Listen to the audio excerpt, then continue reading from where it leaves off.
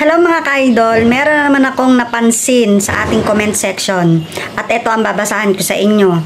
Medyo mahaba ito kaya babasahin ko ng buo. Dito talaga na-touched ako at chinek ko ang kanyang profile is the best. Eto mga ka-idol. Madam Idol Vines TV, idol po talaga kita dahil sa mga simpleng hiling na binibigay mo sa pinsan ko. Ang natulungan mo, lagi po ako nakasubaybay, hindi man ako makatanggap, support pa rin. Ako, bihira man ako makapanood, pero bawat panood ko, share at tinatapos ko talaga mga videos mo. CP po talaga ang kulang sa akin dahil wala po akong CP. Try lang po, baka sakali lang. Kung wala, okay lang po, idol pa rin kita. Tignan nyo mga ka-idol. Talagang pag ako nagbasa ng comment section, talagang meron talaga akong umaantik sa aking puso. At ito ang para sa'yo.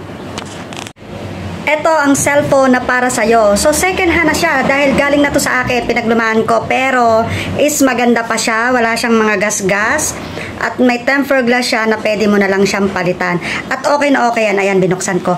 Para to sa iyo, para lagi mo na ako mapapanood. Diba?